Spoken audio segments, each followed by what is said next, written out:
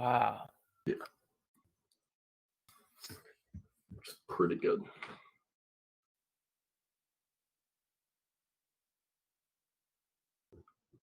We got into the wrong game. Oh, beer is the right game? Apparently. My second cousin's gotten like fired by a microbrew because they didn't make it. Oh, shit. He was the what do you call it? The sommelier of beer. Oh, he's like the head of their, like he was making their beer. Brewmaster, I guess. Yeah. Yeah. I mean, that would be the guy that I would look to fire if the brewery didn't make it, I guess. Means your shit's not good enough or didn't resonate with people. Yeah. Let's see here.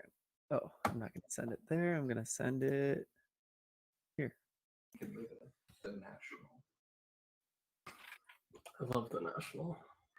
We could live there. It'd be sad all the time. Yeah. Let's do it. What are they? Where is this? It's an old city.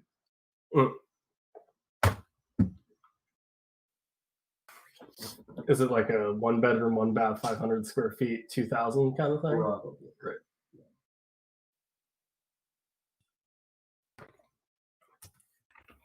But the soundtrack is great. What's that?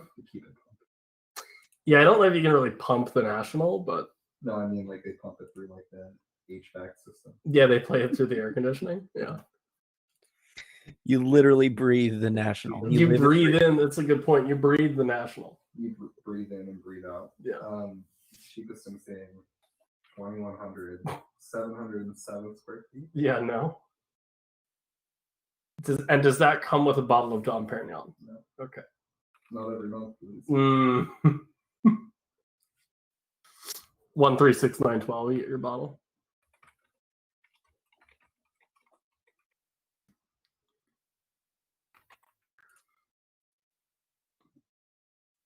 What are we talking tonight, friend? I haven't even looked into it, to be honest. Cool. Because I tried to look at it the other day. Shit, I shouldn't have started my cam. We're here now. Yeah.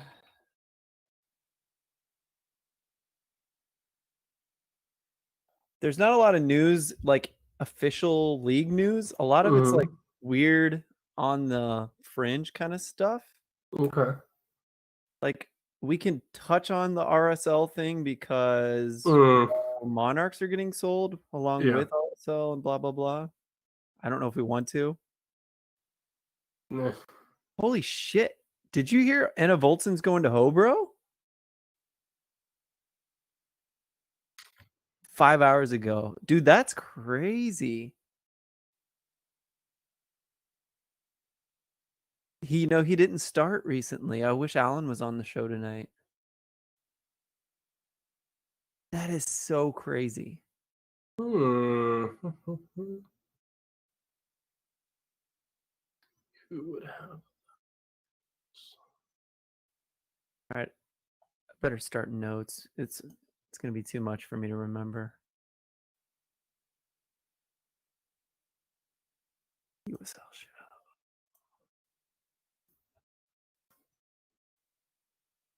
Do you want to talk about RSL because it's a lot? Not necessarily. I'm worried about us not doing a good job with it. Yeah, I don't know enough. I mean, other than like your owner sucks, and now he's not going to be your owner. Yeah, Extra Time did a good job with it, surprisingly, considering it affects their employers.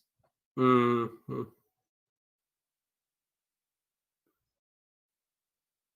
Yeah, interesting. Well, and that's yeah.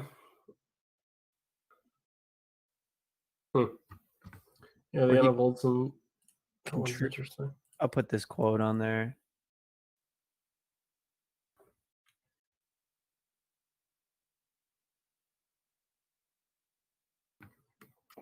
I mean, that's a step up. It's not a step down. No, it's just weird that they had him, shipped him off. Then Sacramento had him, and they got him back, and now he's leaving. Yeah. You got the Loyal added 3. You got Vegas got your man. Oh yeah.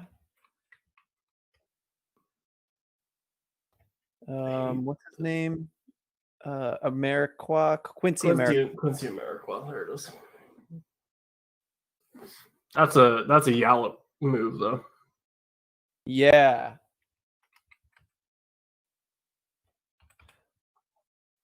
The Rubio thing is pretty crazy.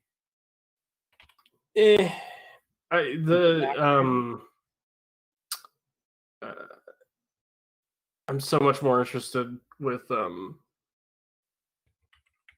it go? Alejandro Guido. Is Guido legit? I mean, he came from what, Tijuana? Well, he signed with LAFC. Oh, that's right. And then played for Xolos, but he's represented the U.S. youth national squad at every level. So. Oh, he has? Mm-hmm. I thought his name sounded familiar. 17, 18, 20, 23. I think Tarek Murad, as much as Carson was like, no, the sandwich thing. Like, I think Murad and Guido are gonna be. Those are the guys I'd be excited about. They'll disagree with me, but. Yeah, I mean, Murad's like really experienced, right? I mean, he's got 10,000 minutes in the championship. Where did he play before this? Have you looked it up already? Mm-hmm. Tampa, and then he won a cup with Louisville. Dude, San Diego has and he was with Oklahoma City. Let's see here, news. Sorry, San Diego has no presence right now. Oh, the cool thing about us doing the new annoying way of posting our shit with BGN. Since we do it, we show up on the news feed. We're usually like the top 5. Oh, nice. Okay. Up in whatever topic we talk about. San Diego doesn't show up at all.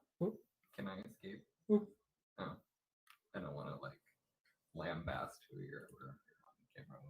Phil and nobody else. You are free to escape. Naked body. Yeah. Phil doesn't need to see that shit. I mean, I don't think he'd mind, but I don't think he needs to see it. I mean, he has 3 children, so I don't think it's. I am not a child. That's true. It's very true. I know. Was he all the way naked, or are we just blocking me so I don't see boxers? It's just boxer briefs, to be fair. Yeah. But would have been all right. Phil says he's fine, so from here on out, I guess if you need to go back and forth, it's just. It was very polite and very kind. I mean, we try, man. We try. It's more about the rest of him? The rest of the show, yeah. Oh, that makes more sense. Yeah. So we show up in the news now, which is nice. Yeah, it is. Yeah. Because nothing does. Where is Dorados de Sinaloa? That is the team. They're more commonly just referred to as Dorados. Are they like tier 2 in Mexico? No, there is no tier 2. Yeah, no, there's not anymore. No, they're like a relatively okay. They were only founded in 2003. So like they're incredibly new. They're like fine. They've been relegated twice now. But they're fine. I mean, it's not like not Tijuana, but they're not terrible. Okay. Anything else? I feel like we're missing some major stuff. I've got the Loyal News picked up there. We've got Ameriqua. We've got Anna Voldson on loan. I think the interesting talking point is, did you see that kid, the Paraguayan attacker that Atlanta United put on? And then they shoved him to their 2 side. Yeah. That's a fun one to talk about. We can riff on that for a bit. Let's see if I can get news. Shit. What is his name? I'm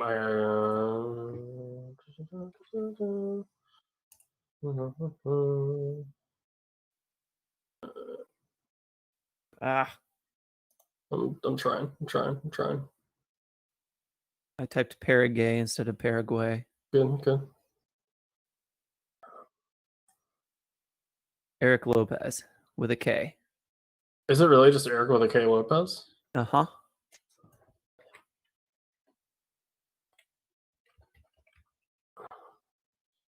Eric Lopez, Atlanta United. Eric? Yeah. Eric? Yeah. Says he'll play for Atlanta United and MLS immediately. No, you won't, sir. He'd play for Atlanta United too. He could play immediately. He will not. Yeah.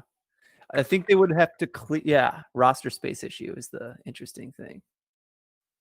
Oh, they signed him. There it is. So he'll be loaned to the. Well, so it's essentially what the Union are doing with signing all those homegrown kids on pre-contract deals. Yeah. He signed with Atlanta United too. Will join the first team January 2021. So he will join them, but he's on loan from Atlanta United too in order to save the spot. Yeah, I mean, isn't that funny? That's what it literally spells out here. I don't know how to do do you have a Windows machine? Yes. How do you do a screenshot on a Windows machine? Oh, no, it's cool. I mean, I got the MLS article pulled up. You don't need to cap it or anything. Cool. Yeah, it literally says roster space problem. They'll loan me to the first team for 6 months. I'll go straight to the first team. Mm-hmm. That's what my agent and the sporting director told me. Yeah. 18-year-old. Was with Olympia. In where? Where does Olympia play? Is it Argentina? Paraguay. Oh, it's Paraguay. So, but he was there from 13. It looks like. Do you know what position he plays? Let me look that up. Gotcha. Eric Lopez. I gotcha. Oh, you got it? He's a forward. Yeah, I was curious if he's more of a wing player or a 9. Oh, no. This is the other joke. I think he's a 9, and everyone's like, okay, see you, Eric John. You're going to the USL again. Or like, what's Williams from Birmingham? What's his name? Oh, Romy. Little Romario. No, not Romario. The big tall guy from Birmingham and Columbus. Something Williams, son of a bitch. He's there too. Hold on. Williams.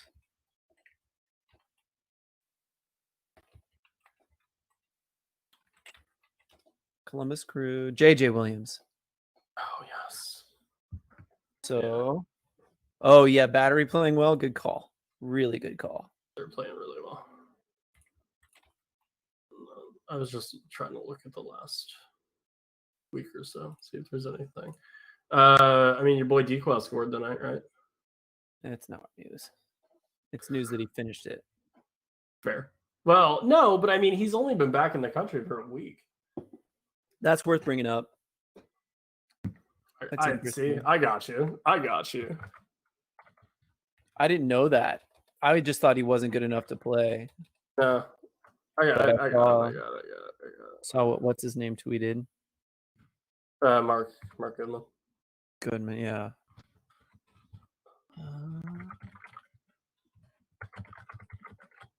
Okay, I think that's good unless we're forgetting something else. I'm sure we are. Oops. Carries on. I hear you. We're forgetting something else. Anybody else? I mean, Reno beat Phoenix. That was a weird one. I didn't watch it, so we shouldn't talk about it. Oh, fair enough. Oh, and can we talk about how bad the Independents have looked against like everybody? Sure. Again, Except for I haven't North Carolina seen them FC. either. Great. You know what we did miss was the guy who kicked a Independence player in the shoulder. Yes. Ward. Yeah, was that their last match? That was our last match, right? It was last week, not this week. I don't think. But we did miss it. He was suspended 2 games. Right. What's his name? No, it was the North Carolina game. Okay. I got it. Ooh, came right up. USL's getting good at this. The Nope. speed of the website is certainly a lot better than it was. Here we go. Yeah, the third. Their news now, so where like it finishes the search. Yeah. Incredible. Akeem Ward. Thank you. Knew he was like a recognizable fullback. Yeah, I mean.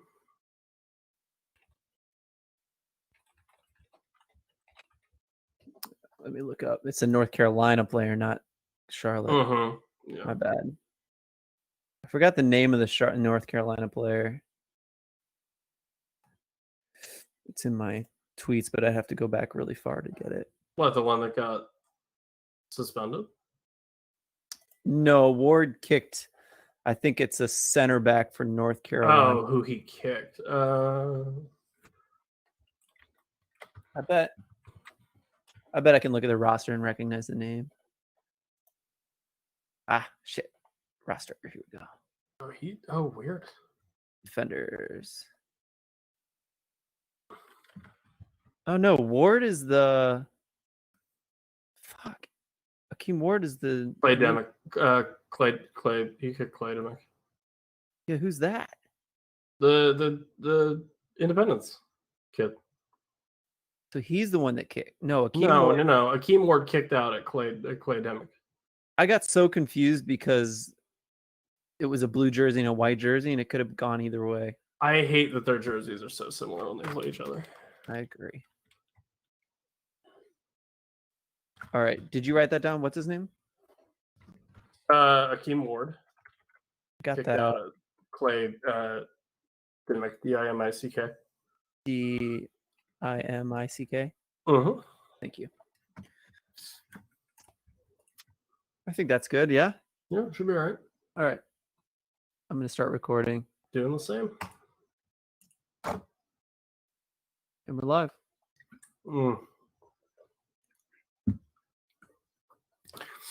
Hiya. Welcome to the USL show week. Well, we're in week 11 because the game happened tonight, but we'll talk about some things that happened in week 10 of the season. Long intro before telling people who I am. Hiya. Your favorite podcaster's favorite podcaster, not necessarily true. Your favorite cheesemonger's favorite cheesemonger, probably true. Evan Villella here. Good to see you. Good to talk to you. Joined by only one of my soccer friends tonight, the waviest man in the St. Louis metropolitan area, the cream in your Irish coffee, my dear friend Phil Grooms. Phil, how's it going? All right, man. It's just you and me. It's like Baltimore, except we're not right next to each other. Ah, if only. Remember places? Yeah, I mean, those were the good places. when Yeah. we like hung out. We could walk right next to each other. We could talk to each other. Yeah, I didn't have a mask on. There was no digital delay. Yeah, that was No. nice. All nice. Yeah. That romantic dinner we had eating shellfish. Dude, I made you. I made a very weighted promise of feeding you very good seafood because I knew where we were, and I came up on that. Indeed, you did. I had a great time. It was good. It was good. I mean, I don't know when we can go places again. You'll have to come to the better city in the Mid-Atlantic, Philadelphia, Pennsylvania. Agree. But we'll get there when we get there. Hey, soccer happened. We should talk about it. Today, a lot of player movement, which is fun. I guess we'll start with Las Vegas Lights head coach Frank Yallop making a bit of an imprint on his squad as Quincy Amarikwa. He of 10 years or so of service to the San Jose Earthquakes is now with the Las Vegas Lights. It's a crazy one. I think he's like a speedy winger, but I just remember him from like the chip shot from from the half line, that famous goal. Like it's probably 4 or 5 years ago now, though. I don't know. But that's when he got on my radar, and he hasn't really been on my radar ever since, unfortunately. I mean, he's one of those. He's a vet, which I'm sure helps a team that has seemingly had a lot of change every year they've played. I don't know if his goal scoring pedigree is what it has been or what it traditionally was. I think he's a very good, safe depth piece at the very least. I mean, he's got 200 appearances. Hopefully he's more than that. Hopefully, at the very worst, he's a super sub. But I'll be curious to see what an aging MLS player looks like in the USL, taking a step down. Yeah, and I mean, I mentioned that Yallop brought him in. Yallop drafted him in 2009 for the Quakes, and then they were together with Chicago in 2013. 26 goals, 20 assists in MLS. I think we all know coaches have guys that they like and they want to bring in to surround themselves with. And, you could do so much worse than Quincy Amarikwa, I think. So, yeah, it'll be interesting. I mean, he was with the Quakes, like we said, he was with Colorado Rapids, New York Red Bull, Toronto FC, Montreal Impact, DC United. Behind Wayne Rooney last year, so who knows? And then Gabe Robinson, one of their defenders, gets loaned out to Colorado Springs Switchbacks as well today. Oh, very interesting. Mm-hmm. About Amarikwa, though, like he's got physical traits, I assume, still at whatever age he's at now. Yeah, I mean, at 32, like I don't think and he's never been a huge physical presence. I think he's more of a speed guy. He's more of a technical guy. And I think, when you're a little bit older, I think when your game is like that, you'll be fine. And he knows the system, right? So yeah, he should fit in, hit the ground running, and hopefully he gives Lights some goals and gives them a little bit of footing. A little bit of entertainment at the very least, right? Sure, why not? Yeah, I like it. One that surprised me. This dropped 5 hours ago by the league, at least. I don't know if it was announced before that by OC, but Anna Olsen to Hobro IK. That team is a Danish team that might be more prevalent in your mind because Emmanuel Sabi has been there, which is a USMNT hopeful. Christian Kappas, I think Christian Kappas is the way how he pronounces his name, is a guy that's still there. They're not a great team, but just moving Anna Volsen from here to the first tier in Denmark, I think is a step up. It's an interesting move. There was a quote. Last thing I'll say is there's a quote. We're pleased to announce the loan deal for Thomas to Hobro IK, a top Danish club where he can combine his talents and be with his family. Find it interesting that family was mentioned in that quote. Yeah, guys with younger families, they want to, be able to deal with that. Right. And Anna Volsen's one of those guys. A name that you missed, by the way, in the American guys that have been with Hobro. Josef Samuel. Oh, really? That's where he came from. Atlanta United to Hobro. Oh my goodness. We could have used that as a moving to the next topic as a segue, but we still can. We still can. As speaking of signing players to Atlanta United too. There we go. In a Euro draft stashing or what? The Euro stash sort of vibes here. Atlanta United bring in Eric Lopez. Kind of like a lone army, except within your own system. Yeah, well, and we've seen the Philadelphia Union have done this. I think DC has done it. I think this is going to start to become the trend, especially if that MLS Reserve League, Phil, gets off the ground. Yeah.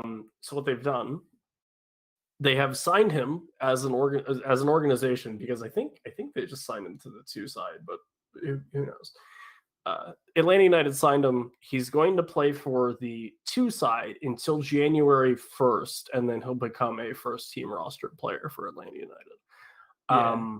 What that does, I think Justin Ashcraft, friend of the show and member of Mongols, got a little bit of a Union Academy explainer on Views from the Bridge to plug my other shit that I do.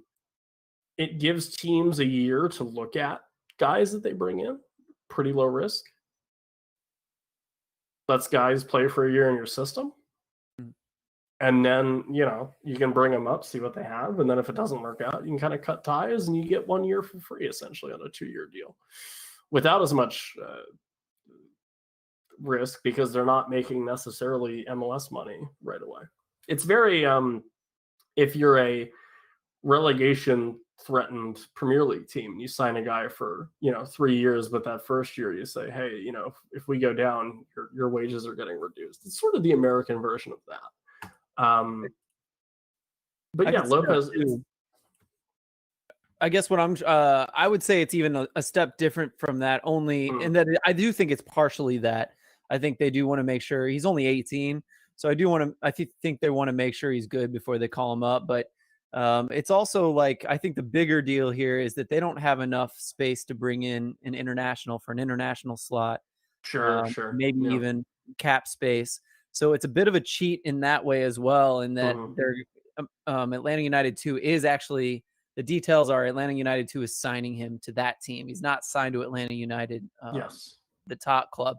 And then he's being loaned up to Atlanta United from there. So he doesn't take up, any cap space. It doesn't take up an international slot. It's just a loan slot. So it's a bit of a cheat, but honestly, with as much money as a USL Championship club costs these days, not only to buy in, but to run on a yearly basis in the middle of COVID, this is like the least the USL Championship can do for MLS in that way, I think. That might be an unpopular opinion, but I think it's even though it is a cheat, I think it's one that they very well deserve.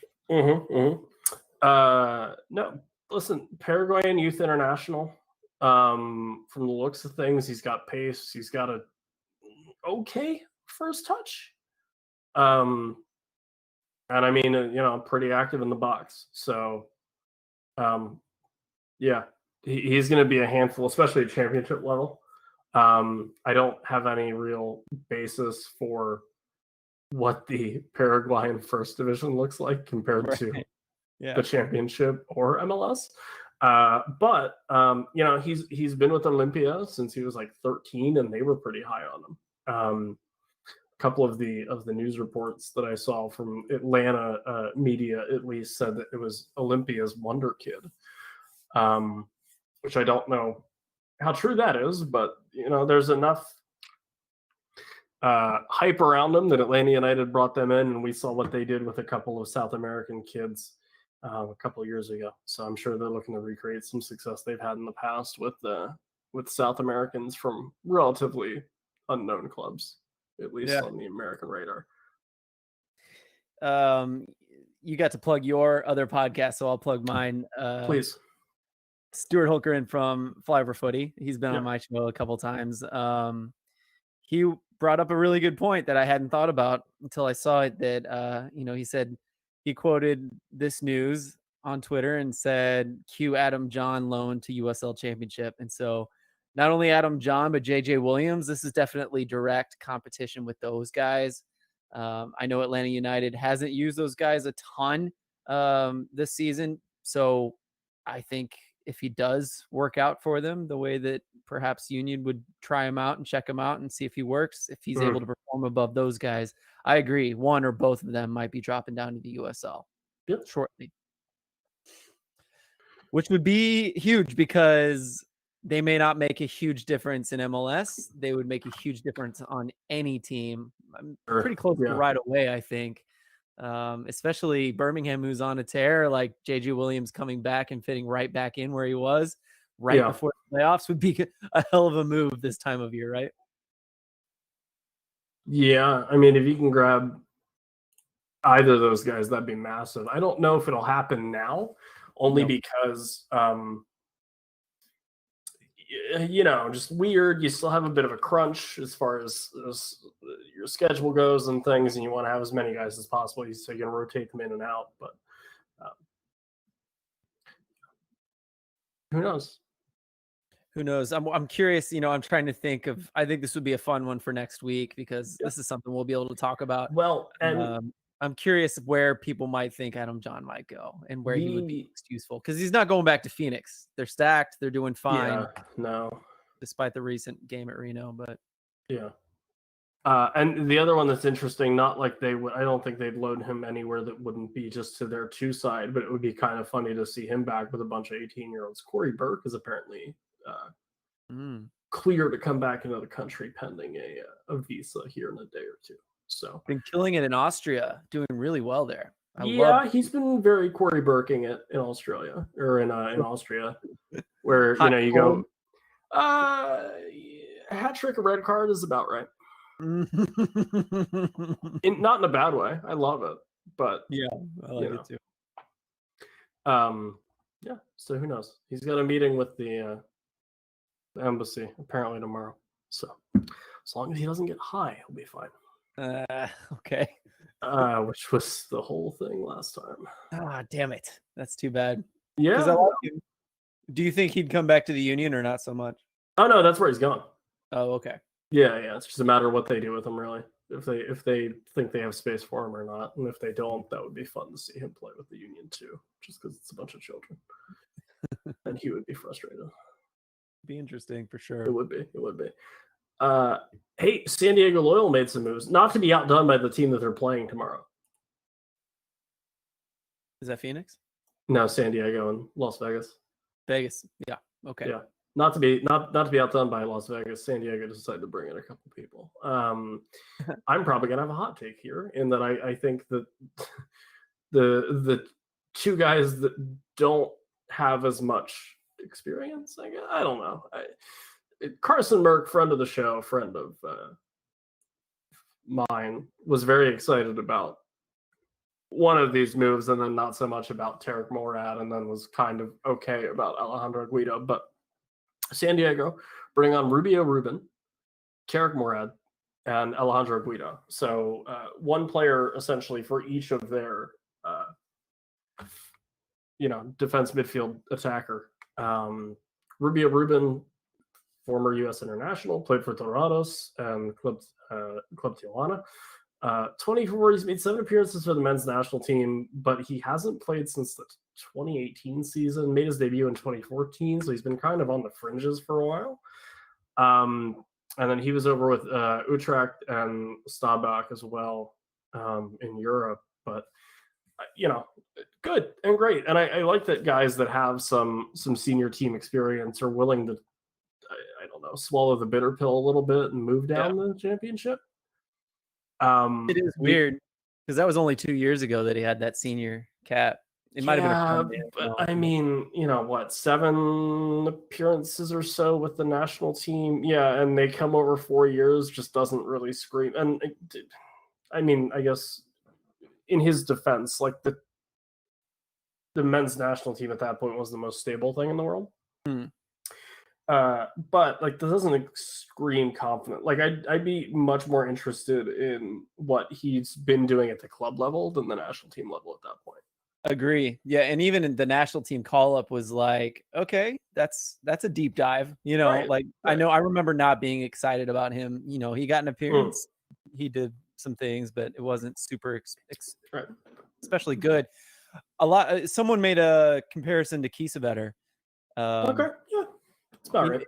It's almost like a parallel move because it was almost a feeling of a step down to go down to USL club, but he killed it there, and now he's getting a chance in Miami. Right. And he's not getting a lot of chances to play. He's not really showing well there necessarily, but he did move up immediately. So that's nice to see that perhaps we'll get more of that. And I think it's smart too for Rubio because it's okay. So you get loaned from Tijuana to Dorados.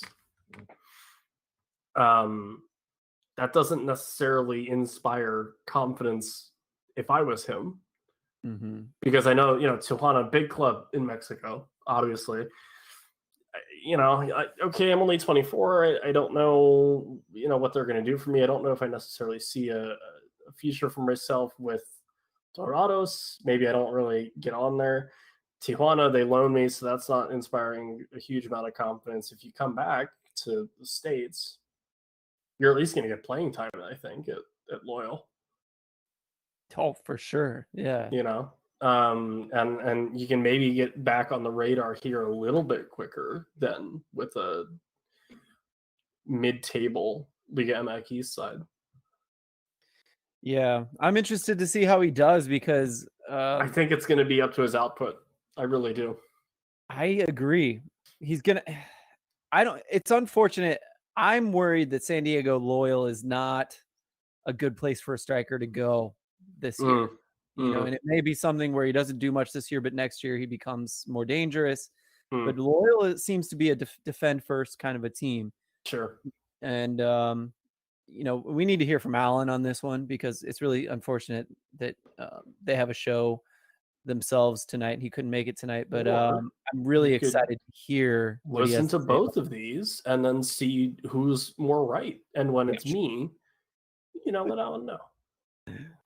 Good point. He's going to be talking about this probably right now as we speak, actually. Probably. So. I imagine. I didn't even think about it. Yeah. And that's the bad thing and the unfairness of being a forward is that your success is measured in how many goals you put in the back of the net. And when a team only takes you until the end of the 2020 season, you got to hit the ground running. There's not really a whole lot of acclimation here. Which is why I'm a little more positive about Tarek Morad. Yeah. And Alejandro Guido. Morad shouldn't be an unfamiliar name for a lot of people. He's been in 131 games and has played a touch over 10,000 minutes in the championship, which started over in Oklahoma City. Was with Louisville City in 2017, was most recently with the Tampa Bay Rowdies. He's back with San Diego Loyal now. He's a veteran guy. He's been there. He's done that. Were those Louisville teams just unfairly good? Yeah, but he was a big part of those teams, and he's a very good defender. And then Alejandro Guido is one of those, he's a San Diego kid. He signed with Los Angeles FC prior to 2019. Hasn't played there. He's been with Tijuana, which is probably another nice thing for Rubio, is that you have another guy who's at least been, in Liga MX. You might have been familiar with each other at some point. So your two teammates coming up. Now you're at San Diego Loyal. It probably doesn't hurt anybody. And then Guido, another guy where he's played U17, U18, U20, and U23 for the youth national squad. So, a kid who he hasn't been at that top level like Ruben has, but he could get there. And 26 for a center mid in the national team is not by any way, shape, or form, the death knell. So I think, Rubio is an interesting get. Like Morad's going to really give some depth and some character and some locker room personality to San Diego, which is nice. And then I think Guido, you're taking a little bit of a risk, but I think he's got a really good chance to at least give you a good bit of output until the end of this season. Yeah, I mean, I have a couple thoughts about this. It's unfortunate that Loyal doesn't this feel a little bit like hey, we need reinforcements, stat, find who you can. And I get that feeling because it feels a lot like kind of like St. Louis FC would make these kind of moves where they bring in some really talented players, but it's so late in the season that you're like, are they really going to implement themselves really well? And is it going to be seamless? It never is, but that being said, a lot like St. Louis, even some of those reinforcements were really high quality guys. And I would say all three of these guys are quality players, especially in a league like USL. Yeah, we got a veteran guy like Morad, but Rubin has a lot of experience. Guido has a lot of potential that perhaps is untapped. These are guys that are probably hungry to prove something. The two, maybe not Morad. I mean, he's proven at this level, but yeah, these guys have a chip on their shoulder probably, and they probably feel like they're above the USL level and feel like they need to destroy anyone that comes in their path.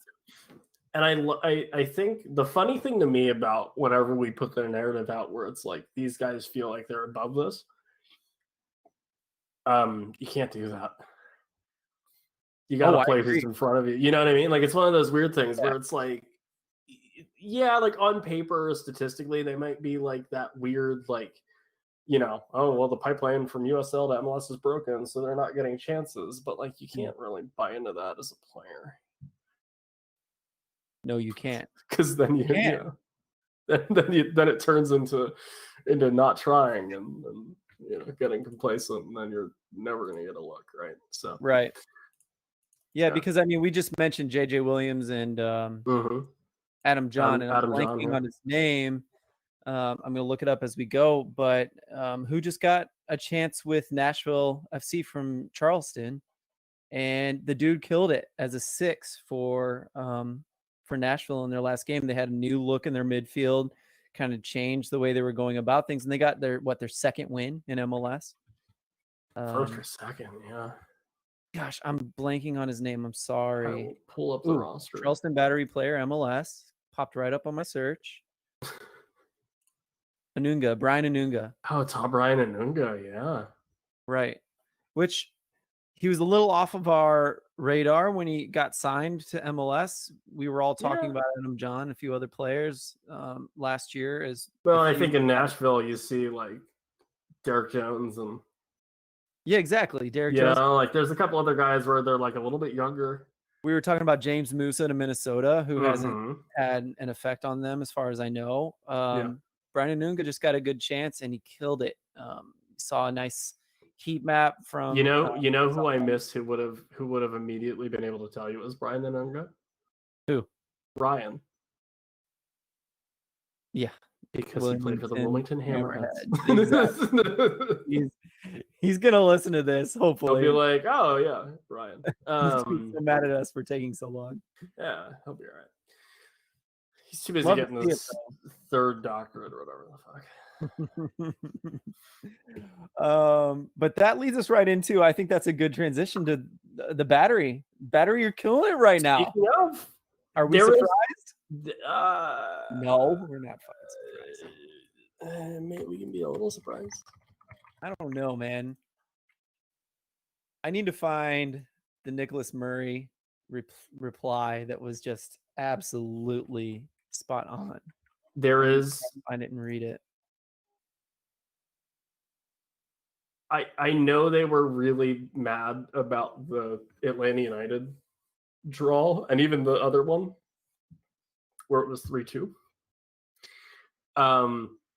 There's not many teams that are holding the Tampa Bay Rowdies to a clean sheet and the 1-0 win. That's for sure. There's not that many teams that have a coach that can get the most out of a group of largely passed over players. Hey, go listen to an interview with AJ Patterson for an example of that. And you look at even, Zyko Lewis is another one, and Joe Kuzmitsky a little bit too. I don't know where Anheuser keeps finding these players. Exactly. So good. Like Logan Gadula, Cincinnati should call him back like right now. They loaned him to Phoenix. He didn't play. He was with Hartford. He got 15 appearances last year, and now he's got 6 appearances with Charleston, and he looks so good. Yep. Coming out of Wake Forest. So it's not surprising that he's a good defender because Wake Forest. But, Anheuser's one of those guys where it's like, he can get the most out of the guys that he has, and he can do that to the point where they're beating Tampa and they're getting these wins and they're stringing wins together. And I love that they're doing it with a lot of guys like Romario Pigott, who's from Panama, Zyko's from one of those tiny, where is he from? It's gonna bother me now. Bermuda. Like AJ's tied to Granada. Like they have a lot of those guys where you're just like, I don't know who they are. Like Stavros Zerkostas is Greek. Like it's and he was supposed to join Red Bull. Like it's just a very, very interesting, a very like USL roster, and it's working out for him for now. Yeah. Where he gets his players, that's what I want to know. And like, as if he were to be hired on to, let's say, MLS and USL actually started transferring players more easily, right? Battery would be the Southampton of. Yeah, I mean, American soccer. Well, someone should just find Anheuser and hire him as a scout. Like pay him way more than Charleston does. It wouldn't be hard, I'm sure, and it would work because look at, I mean, just to list a few guys: Lasso, Michael Chang, Portillo, Carlson kind of counts. Romario Williams kind of counts. Like, and here's what Nicholas Murray said is he just replied to like this conversation we were having on Twitter. He says, the thing I've always felt is the Battery go through cycles, mostly because as players move on, players like we just listed, it can take a little time to rebuild. They're now back to where they were in 2017 when they had four all-league picks and finished second in the Eastern Conference. I mean, you forget because they have such bad down years that their up years are killer. And they have really anonymous down years. Yeah. Yeah. Dane Kelly, another one. Yeah. Dane Kelly. He has so many guys that I had to check to make sure that Dane Kelly was a Battery. Like that's what it is there's just so many where it's like, yep, went through Charleston, like, and it is a shame that isn't Adam John even? I think so. I think someone mentioned that as well. Yeah. I mean, I know he likes to wear black and gold because of the crew, but no, that's what I was confusing. Never mind. The crew. Okay, fair enough. Yeah. I see black and gold, and I just immediately think it's going to be Charleston now. I'm sorry, Pittsburgh. I apologize. But the cool thing is that the Battery have like a good investor now. So and they have a great logo now. Yeah, it is upgraded. So I think maybe I'm curious if they'll be able to hold on to this a little bit better, bring in more players that he likes. And I think part of his success too is like, it's not just that he's finding good players. Obviously they're good players because they're able to move on and still do well. Not like some other, like a lot of Pittsburgh Riverhounds, some Bob Lilly players will move on and not do as well. And then they'll come back. Right. Most of these Battery players we're talking about move on and do well, so maybe that's like a props to Anheuser that he's able to find guys that are good everywhere. But it's almost like he has this, he just knows these player profiles that work for his system, and he's able to find them all over the place. And he's moving guys around in his system, and they're working too, which is nice. That's true too. Speaking of moving guys around,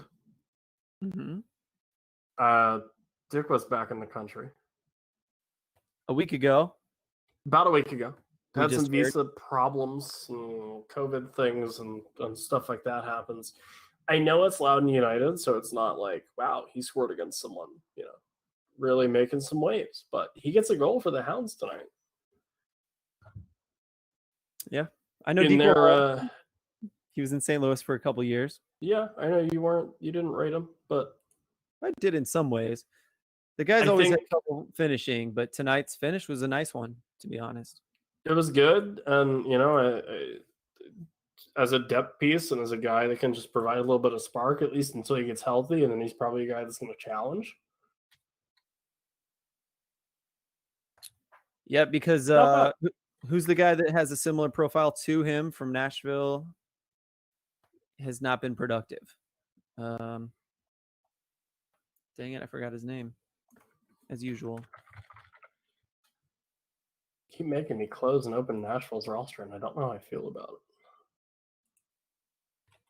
Pittsburgh Riverhounds.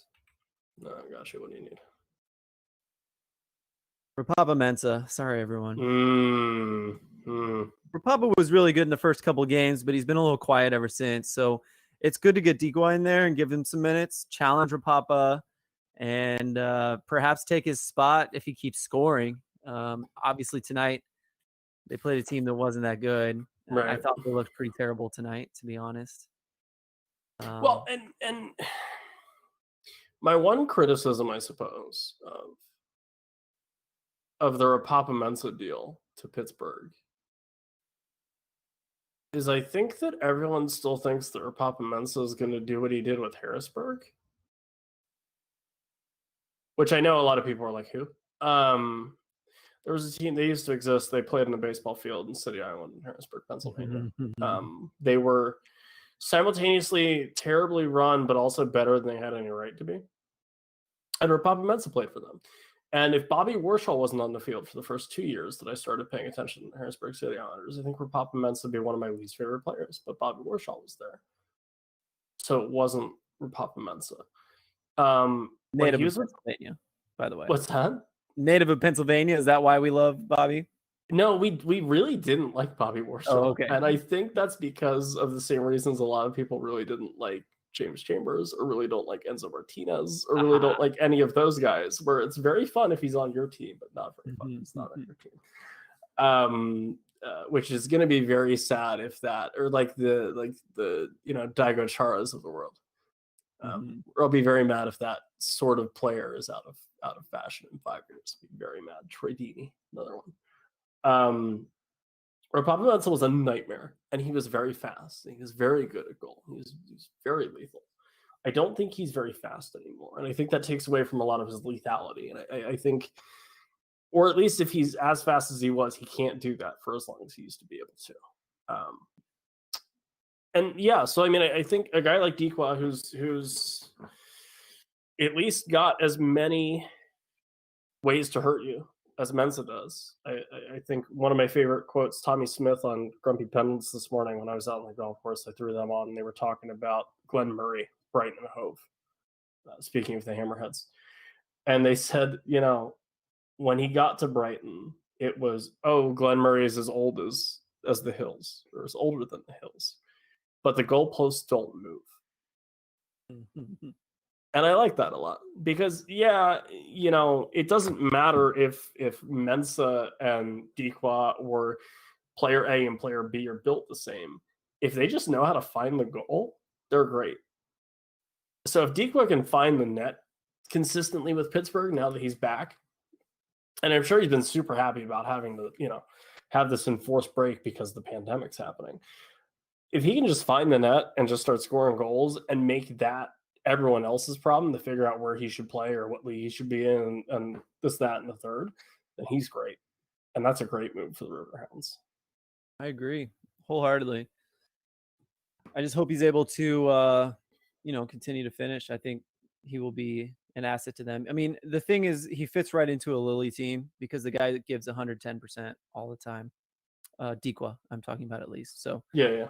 The other thing, I think while we're talking about this team, first of all, I think last year at the beginning of the season, Steven Dos Santos was one of those players where I was like, I don't know if he's still of the caliber of USL championship, blah, blah, blah, blah, blah. Man, I watched him tonight and I really enjoyed. He played kind of a Josie Altidore role where, he's a big guy, but he was the one sitting in. He got really frustrated at a penalty tonight. Right. Yeah.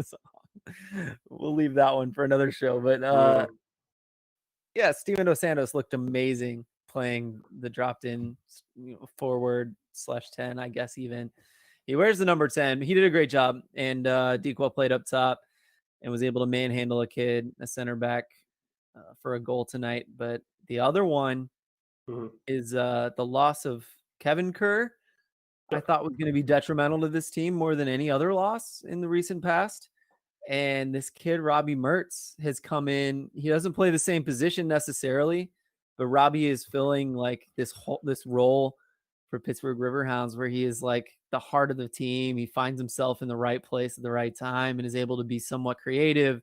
He's able to pull goals out of nowhere. It seems like this kid is my favorite Riverhound now, whereas Kevin Kerr was my favorite. Am I saying, is that right, Kevin Kerr? Yeah.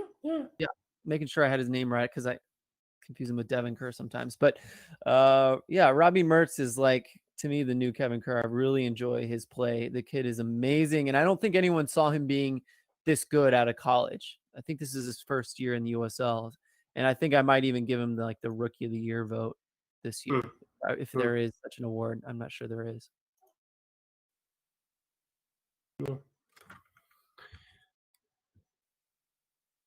Went to Michigan, spent some time. I guess maybe he got drafted by the Rapids and never played for them and ended up with Pittsburgh. Yeah, that sounds about right. Kind of, in a weird way. Ending things on a weird note, Keem Ward gets suspended for 2 games for intentionally kicking out, hitting the shoulder of Clay Dimmick. They both kind of go down. It's one of those weird, we're going to flail around for a couple seconds, then both try to get up. Mm-hmm. Dimmick is sort of down near Ward's feet, and Ward just kind of kicks out a bit, hits him in the shoulder. Luckily, he didn't hit his target. Because then you're looking at face. Yeah, a kick to the face of Clay Dimmick is looking at a couple stitches of Keem Ward, probably like 5 games. You know,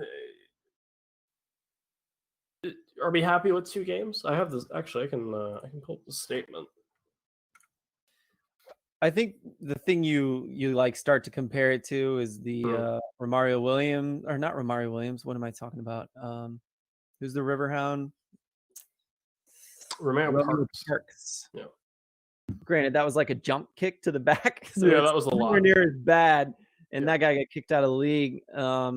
2 games, is it enough? I don't know. Akeem Ward immediately apologized publicly. He did.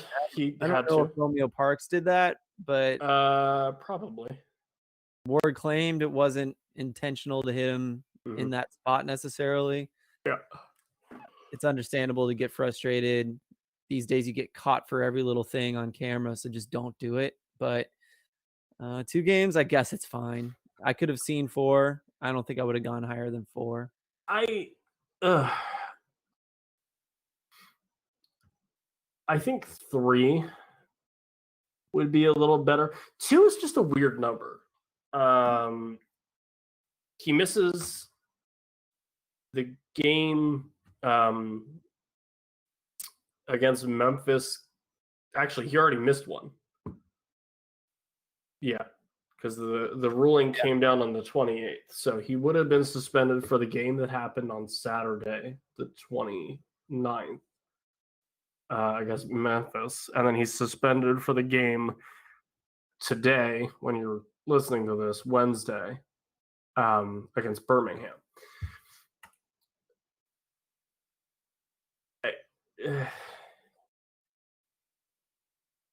In a world where you're playing Wednesday, Saturday, I think it's kind of smart to rest him for one of those games anyway. You know, like just a rotation thing. I don't know. So I think 3 is a little more. Well, here's the deal. Do you think he would have, let's say the ref saw that happen, he would have gotten a red. It's true. Yeah, he only got a yellow, right? And then perhaps the league would have said that was pretty bad. A red's not enough. We're going to give you 1 more game. Or we'll give you 2 more or whatever. Yeah, I feel like if it was caught, they would have gone with the 1-day suspension and then added 1 more and just like gone with that. Do you feel like that would have changed things if it was seen and he had gotten a red, or do you think they still might have added 2 more games? I think the fact that he doesn't get a red wants me to give him 3 more. Yeah. You know, and like as the league, I can't do anything about poor officiating necessarily. I mean, I can go to pro the next day and be like, come on, guys, what the fuck?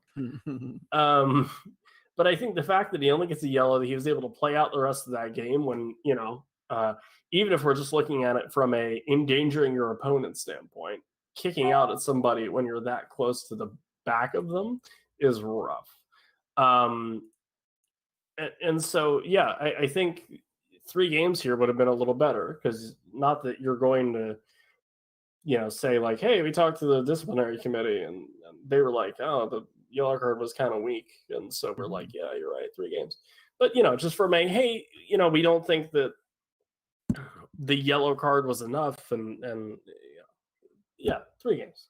3 games, which in this day and age is probably a normal, like if it was a normal season and you gave him 2 games, because then it would be like, all right, he's for sure not going to be, like, he would have played both those games. Now, if you're playing Wednesday, Saturday, like I said before, I don't know. What's your rotation like? Yeah. And I think if we're going to do suspensions going forward, we should look at what's your rotation like.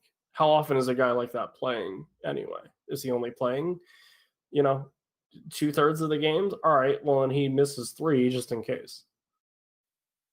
Yeah, I think it's a really good point. Because if I'm North Carolina, I was not necessarily worried about the game that they played on Saturday. Mm-hmm. And I'm not super worried about Birmingham. I'm more worried now. But I think if I'm the league, I say, all right, you're doing something stupid like that. You only get a yellow card. You could have injured that. You could have ended Clay Dimmick's season. Worst case. Well, here's the deal. It may not matter at all. North Carolina seems like a good team, and they're just faltering like crazy. I don't know what's up with them this year. A little bit of frustration, apparently. Yeah, right. Maybe that had a hand in it. But I think Pony put up a poll, and it was my favorite poll of the last few weeks. I think he was like, who's the most disappointing team in the USL for you? And obviously Miami won by a long slide, and I think that was my number 1 choice. My number 2 choice is definitely North Carolina FC, who hasn't gotten much conversation from us lately. So if they're going to get conversation, unfortunately, this is the one you get. Yeah, your team has been extremely disappointing this year. Your roster's better than this, kind of like Charlotte. Y'all should be doing better. Sorry. Yeah, Charlotte's yikes. Either that or Lomas put you on your back for half a season last year. I don't know. There's a chance. I don't think that's it, though. Anyway. Phil, any closing thoughts? No. I mean, I kind of finished up on a hot take there, didn't I? A little bit. I'm okay with it. No, it's been fun. It's fun. It's fun just talking to you, Evan. We could do this all night. We could. I mean, sometimes we do. Just no one. Well, that's the thing is, I think we keep slipping into like we're having a phone conversation like we do. Yeah. I hope you guys have enjoyed listening to our phone conversation. Listen, there is nothing like not asking the club for anything and just talking to one of their players and then having them retweet it. Yeah, it's great. That's when you know you're okay. Yeah. Thanks, Charleston. Cheers, guys. That was kind of you. Listen, unfortunately, not every USL club retweets things that we do. No, it's not. No, it's not even that. There's very few guys, especially now, that I'm on friendly terms with. And so whenever you're able to do that, and you can literally just text a guy like, "Hey, I've got like an hour. Let's just do a thing." It's easy. That's cool. Yeah. So it's not even not all the clubs like us thing. It's just, sometimes I like to just subvert that formal process and just put out something that I had fun doing, which is largely in part why I do this show all the time anyway. Thanks to Icarus FC and Roughneck Scarves and the Beautiful Game Network podcast for indulging my silliness twice a week. But yeah, for Phil, for Pony, for Ryan, for Alan, who are not here but are assuredly doing more homework than Phil and I. Until next week or sometime later this week, who knows? We'll talk to you guys soon. All right, take care.